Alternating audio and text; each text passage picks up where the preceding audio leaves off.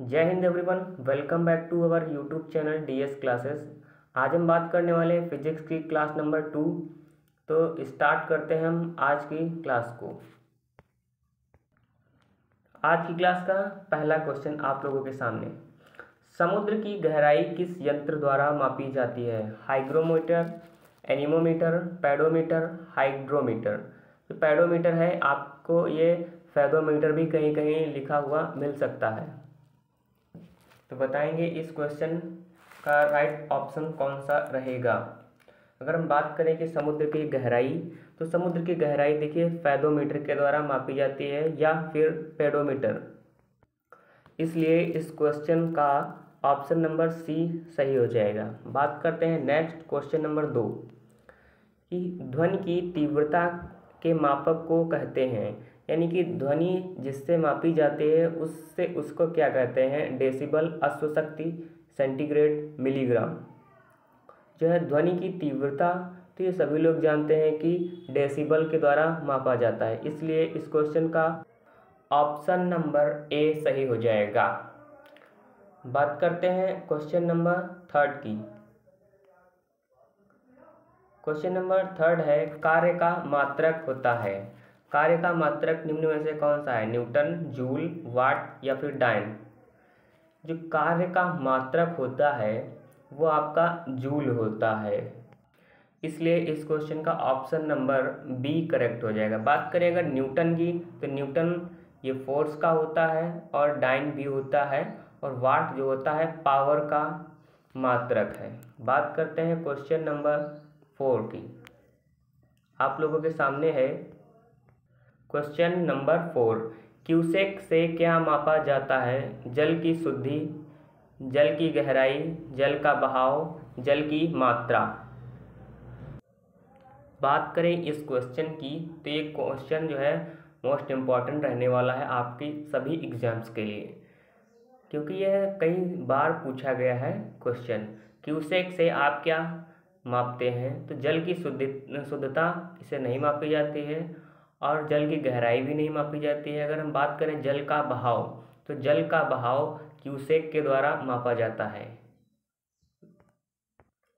इसलिए इस क्वेश्चन का ऑप्शन नंबर सी करेक्ट हो जाएगा। बात करते हैं नेक्स्ट क्वेश्चन नंबर 5 की। ये रहा आपके सामने क्वेश्चन नंबर 5, बर्नौली प्रमेय आधारित है। निम्न में से ऐसा कौन सा ऑप्शन है जिस पर बर्नौली की प्रमेय आधारित है? द्रव्यमान संरक्षण, ऊर्जा संरक्षण, संवेग संरक्षण, आवेश संरक्षण।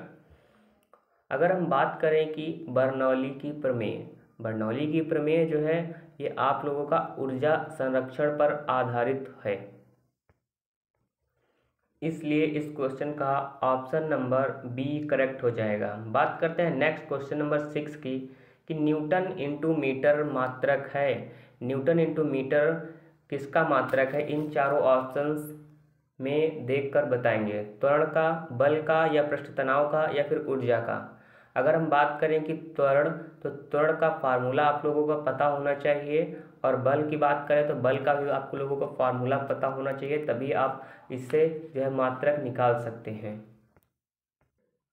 अगर हम बात करें इस क्वेश्चन की कि न्यूटन इंटू मीटर मात्रक होता है आपका ऊर्जा का, इसलिए इस क्वेश्चन का ऑप्शन नंबर डी करेक्ट हो जाएगा आंसर। बात करते हैं नेक्स्ट क्वेश्चन नंबर 7 की।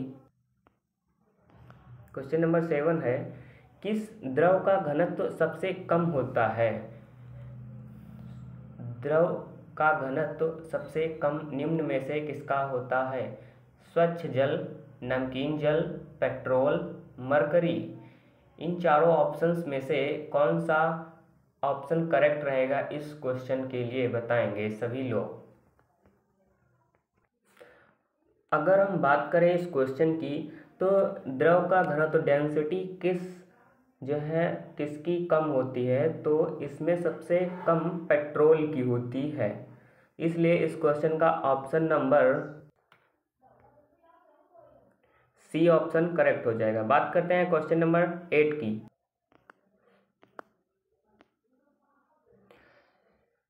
लोहे की सुई पानी की सतह पर तैरती है, इस परिघटना का कारण है गुरुत्वीय त्वरण, द्रव्य का उत्प्लावन, पृष्ठ तनाव या श्यानता। लोहे की जो सुई होती है पानी की सतह पर, पानी की ऊपरी जो सतह होती है उस पर तैरती है। यह परिघटना किस पर बेस्ड है बताएंगे? गुरुत्वीय त्वरण पर या फिर श्यानता पर, पृष्ठ तनाव पर, द्रव का उत्प्लवन पर। अगर हम बात करें इस क्वेश्चन की कि लोहे की जो सुई होती है वो पानी की सतह पर तैरती है, वो होता है पृष्ठ तनाव के कारण। और अगर हम बात करें कि छोटी जो बूंद होती है वो गोलाकार होती है, वो भी पृष्ठ तनाव के कारण ही होती है। इसलिए इस क्वेश्चन का ऑप्शन नंबर सी करेक्ट हो जाएगा। बात करते हैं नेक्स्ट क्वेश्चन नंबर 9 की। क्वेश्चन नंबर 9 है, आर्किमिडीज का नियम निम्नलिखित में से किससे संबंधित है? प्लवन का नियम, समकोण त्रिभुज का नियम, गुरुत्वाकर्षण का नियम, करंट व वोल्टेज में संबंध। जो आर्किमिडीज का नियम था वो किस पर बेस्ड है बताएंगे? प्लवन के नियम पर था या समकोण त्रिभुज के नियम पर था, गुरुत्वाकर्षण पर, या करंट व वोल्टेज में संबंध दर्शाता है?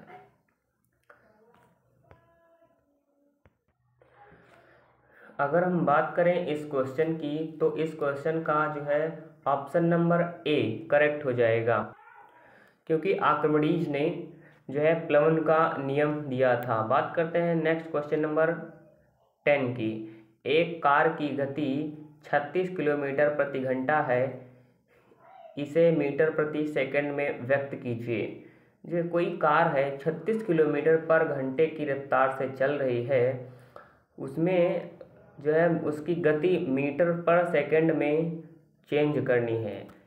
20 मीटर प्रति सेकंड, 15 मीटर प्रति सेकंड, 10 मीटर प्रति सेकंड या 25 मीटर प्रति सेकंड। इन चारों में से कौन सा ऑप्शन करेक्ट होगा बताएंगे?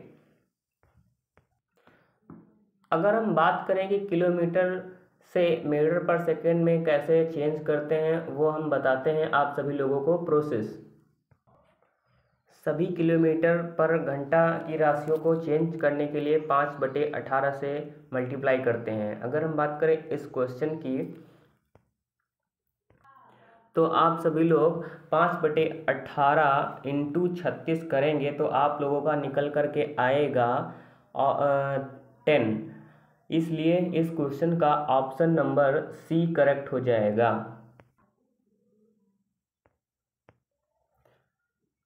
तो आज की क्लास को हम इतना ही रखते हैं, बाकी मिलते हैं नेक्स्ट क्लास में। जय हिंद, जय मां सरस्वती।